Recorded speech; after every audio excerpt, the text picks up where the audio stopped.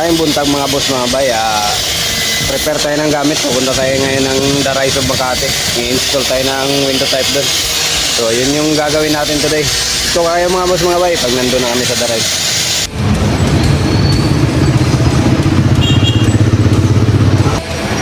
Bit to, bit. Balik tayo The Rise.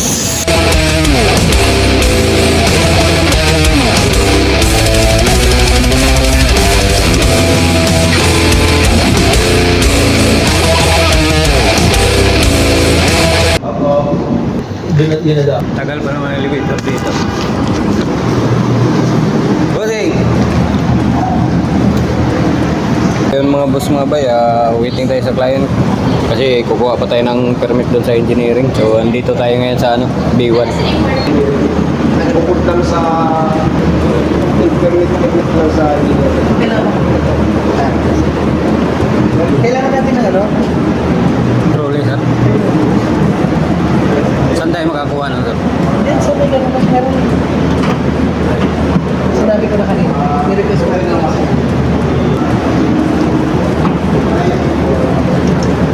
Kailan? Okay. So ito yung ibaba natin mga boss mga bay. Ayan. Okay, baba natin.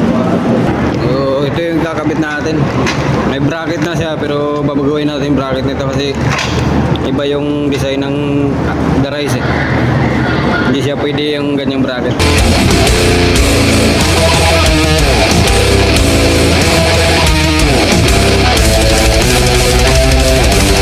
Saan ko yung ano? Sige sir. Para may hangin. Okay. Fault nila. Hindi naman sir. Yung sa room nyo lang. Dito lang. Po. Kasi ano yan, mag-welding kasi may yung usok na. Pero tatakpan din namin yan mamaya. Itong tatanggalin itong isa sir. Oo. Pero yung tatanggalin, ano ba? I-karton natin ulit. Oo. Sige. Pero mas hindi. Gamitin sana namin pansapin. Oo. Gamitin nyo lang. Kita lang naman. Ano, pwede ko na bang alisin yung pick up down? Ako sir, pwede na pa. Basta ito, wag mo na kailangan pa tayo i-apply pa ng permit. Sige sir, ano lang namin. Dito naman si Mesa. Sige po sir. So ito yung tatanggalin natin. Para mapalitan. Pata na natin na.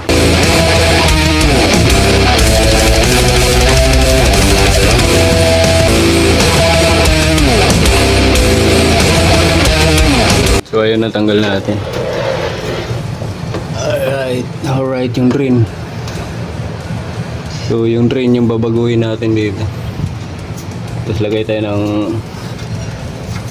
angle bar paikot para maganda hugutin.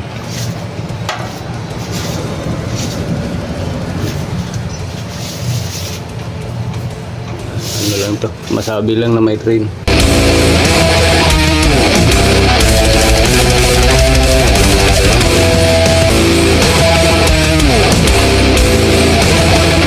Magagamit niyo pa ba yung bracket niya na built-in? Alin sir? Yung dala ko na bracket niya? Pang ano yan sir, pang residential. Hindi siya kasya dito sa... Ganun. So, kayo na magre-remedyo? Alin sir? Yung support niya? Mag-welding kami ng bracket sir, para mas madali siya ato. Kasi yan, mga bahay-bahay yun, pwede talaga yun. Ito kasi may simento na yung baba eh. Tapos yung drain niya kanina, hindi tumugma dun sa kaya tumutulog pa rin. Yung hose kasi ginamit eh. Ngayon, papalitan natin, PVC na para yung tubig diretso na po. Sige.